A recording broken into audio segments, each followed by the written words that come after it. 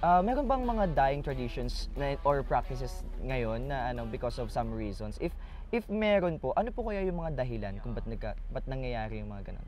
Alam ko medyo mag-agree si ma'am dito. Yes. Sa mambunongs natin kasi, yung mambunongs natin is ito yung mga older people, yung mga lola, lolo, na kasi mayroon yung time, ay talagang sila lang dapat yung kumbaga mag-lead ng ritual. Hindi kung sino-sino lang. Yung ngayon kasi, iilan na lang sila. Kumbaga, hindi na nila naipasa sa generation nila. Kaya kami sa amin, meron yung mga part talaga sa ritual natin. Like for example, yung atang. Hindi naman pwedeng ako yung maglilid noon. Kasi, Can you tell us what is mambunongs and atangs? yung mambunong mas up lang yung alam ko, pero mas elaborate mamaya. Yes. Yun talaga. Nakatawa kay Ma'am Grace. Kumbaga siya yung maglilid ng ritual, ng prayer, kay Kabunyan. And then yung mga unseen natin. Kasi meron din tayong talaga yung kultura natin na yun. Kumbaga, yung sabi ko nga kanina yung atang, for example, meron yung atang, talagang sila yung tinatawag namin, yung mga mambunongs natin. Kasi sila yung may alam ng way and then the process. Kasi hindi siya basta-basta. Kumbaga, talagang sacred, ganun yung term doon. Kumbaga sacred yung mambunongs natin. Hindi na naipapasa sa mga generation natin. Ang hirap na maghanap ng mga mambunongs natin, iilan na lang sila, kumbaga dito sa province ng Cordillera. Alam mo, that's why sobrang importante talaga ng mga researchers nowadays. Lalo na yung may mga namamatay na traditions and cultures or practices. Sobrang importante ng mga researchers kasi they're the one who parang dapat importante kasi na kailangan ma-document yung mga ganong bagay, di ba? Like kailangan very well documented siya lalo pat hindi pa siya naipapasa sa mga one generation to another, no. So dapat sana if may mga researchers man diyan, please take an initiative. Yes. Actually, I just want to comment before I just want to commend the local government of Benguet na i-launch ang Encyclopedia ng Benguet. Indigenous Culture of Cordillera. Together with the researchers of Benguet State University, together with the DepEd and CHED, pinagtulong-tulungan nila yan na kinulate and then buti na lang na i-launch na natin, ibigay na sa mga munisipyo at saka hopefully sa mga schools natin maibigay na din yung libro na yun. Yes, sa library natin. Yes. Libraries Meron na itself. siya. And ma'am, Kakaiba din yung factor ng meron ka talagang hardbound and digital copies, no? Kasi paminsan, let's not, syempre sa weather din ng Cordillera, it's harder to preserve mas materials, di ba? So mas mahirap kapag paper or hardbound copies lang yung meron tayo. Miss Grizel, to expound lang dun sa sinabi ni Jodel, no? In terms of dyeing practices, is there a way na yung fusion can help with the bridging the gap? Exactly, there is. Kasi sa panahon ngayon, yung sabi nga kanina ni Sir Jodel, no, regarding sa mambunong, before kasi, kung anong sasabihin ng mambunong, if ang sabi niya is kailangan ng 25 na baboy, ngayong generation, ngayong panahon na parang inaano nila they lessen the numbers of pig na i-offer, mga ganong bagay. Kasi yung mga ibang mambunong or yung mga elders, let's say yung mga elders, tinitignan na nila yung capacity or ability ng pamilya if they can give that 25 pigs. So mga ganong bagay na yung fusion, binabalance paano pag yung pamilya hindi nga talaga kaya, di ba? Yes, there is consideration. So, yun nga papasok yung word na fusion, ibabalance niya, yung andun pa rin yung mga ugali or yung kultura, pero hindi na yung like before na mahirap, na alam niyo yung parang, ang tawag namin dito is medyo hindi kayang ibigay or ilabas ng mga tao. Ngayong panahon, at least, binigyan na nila ng pansin yung mga dapat i-consider, dapat na bigyan pansin na is it proper for this individual or is it a mandate na ito ibibigay, mga ganong bagay.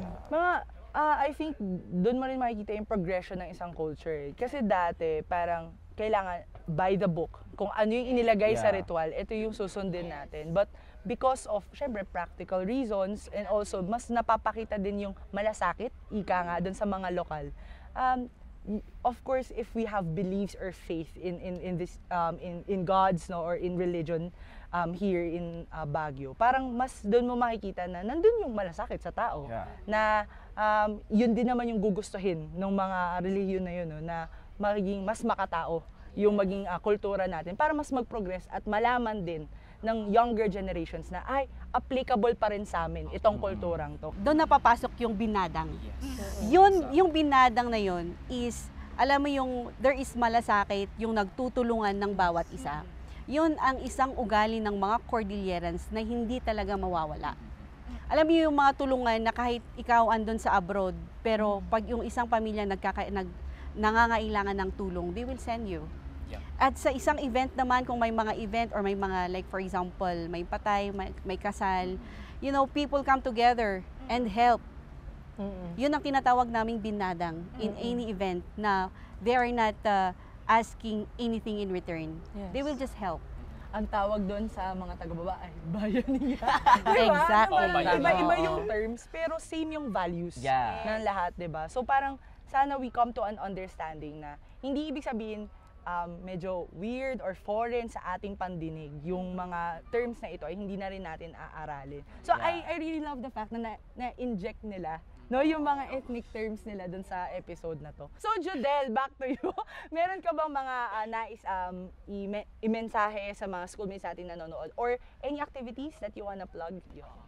So sa atin dito sa Cordillera, unahin ko muna dito sa Cordillera, yung mga Gen Z, yung mga kabataan natin, wag natin kakalimutan na i-approach din yung mga elders natin, mga Yeah. lolo, lola natin, kasi sila yung may alam ng mga kultura natin dito. Wag lang tayong magbase sa internet, kumbaga search lang kung ano yung laman doon, yun na yung papaniwalaan natin, yun na yung i-apply natin. No.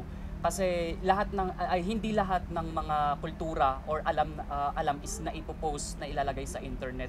Dapat i-approach din natin yung mga elders natin. And then not only here in the Cordillera, but also sa lahat ng mga schoolmates natin na nanonood sa saan mang lugar na magkaroon tayo ng proper knowledge and research sa lahat ng mga pinupuntahan nating lugar about their culture, and also to help na maipromote din yung culture ng bawat lugar na binibisita. I love that, Jodel. Okay, pasa, Raya. Okay, first ka second ako ngayon. Alright, so hi schoolmates once again. I hope na marami kayong natutunan sa amin, marami kayong nalaman na bagong terminologies at the same time. We would like to remind ang ating mga schoolmates that we should respect kung nasan tayo. Ayan, when you're in the place or when you're in their home, let's learn to study as well. Since you're traveling, if you travel here to Baguio or let's say Cordillera, let's learn ang ating kultura, especially here in the Cordillera, that we value cultural preservation. And tama yung sinabi ni Jodel kanina, no, na mas maganda if first hand po natin nalalaman ang mga kaalaman na ito. Kasi if we do research, hindi natin alam kung sino nga ba ang researchers. Mas maganda if you ask the locals. The locals will answer in a nice way too. So, ayun lamang po, and I hope that marami kayo natutunan sa amin, schoolmates. Yun yung mga talaga, mga batikan nating PTV Gusto ko yung mga hosts. ganun talaga eh. Ganon. And last but not the least, she's giving. Go, Miss Grazel. Ayan, ang gusto ko lang sabihin, of course, our culture is our God-given identity. So, Yes. we should be proud of it kasi doon tayo nakikilala. And of course, gusto ko lang i-plug, support our shows, Ifon Talk sa PTV Cordillera, and of course, sa Radio 98.7. Alam mo, Ano sobrang sabihin fun niya? ng episode natin ngayon. Oo. Kasi marami akong natutunan at marami akong nalaman na Yes. gustong i-share sa mga schoolmates natin ngayon. One thing I learned sa episode natin today is, our culture is our spirit. Kasi parang nakatanim na sa puso, sa buhay natin itself, yung yung correct. kultura natin na dapat nating pagyabungin at panatilihin. Correct. That's why sobrang importante rin talaga ng Bachelor of Culture and Arts Education. Yes, Na sana plug na suportahan. Na sana suportahan ng gobyerno. Kasi ano Oo, siya, tama. pasimula pa lamang yung course na to Oo. para sa mga edu courses, no. Pasimula pa lang siya, I think parang 5 years pa lang umuusbong yung course na to, na sana magpatuloy pa sa future, no. Kasi napakagandang course para sa mga future educators na ituro rin kung ano ang kultura at kung ano ang arts na sa isang tribo o kinabibilangan nila. Yun. Okay, so ngayon naman, sa akin, ang main learnings ko can be summarized in 3. So, culture, people, environment. Parang what makes a culture progress is what its people does. 'Di ba? Na parang, if you are able to educate in a manner na progressive with the times, if you are able to keep up with the times, magpa-progress din yung kultura na meron kayo. At the same time, mahirap din kasi nasabihin na itong uri ng kultura na meron kami ay para sa amin lang. I think culture is meant to be shared, but at the same time, it should be done with respect. 'Di ba? Mahirap intindihin pag hindi mo inalam, 'di ba? 'Di ba? Mahirap na sabihin natin na ito ang mga programang dapat para sa inyo, pero hindi ka naman involved para intindihin kung ano yung kailangan ng mga tao. And at the same time, when we say summer capital, melting pot of the North, we always think about Baguio City. We think about the tourist spots, but we forget na ang tourist spot ng Pilipinas ay ang mga tao. Yes. 'Di ba? Na being hospitable, showing you how the ropes work, 'di ba? Magandang alamin na yung environment natin plays a huge role as well on how we feel as Filipinos. So dapat pagyabungin natin, i-preserve natin yung mga practices na nandito sa Baguio, yung wag magtapon sa tamang lugar, ihiwalay yung mga basura na meron tayo.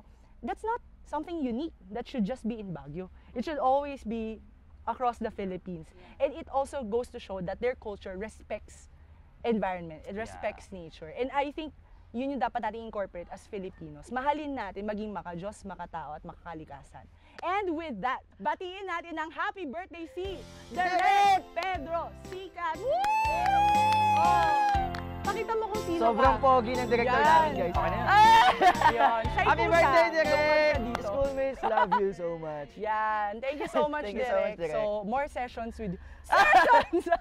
Ayun na. So, babalik na kami with that. Sabaw sa Pinsabaw issue. May boses tayong mga kabataan. Sumali, makinig at makisa dahil ang bawat opinyon ninyo'y mahalaga. Kaya naman, sabay-sabay nating isigaw sa buong mundo, Schoolmates, may pakialam ka! Isigaw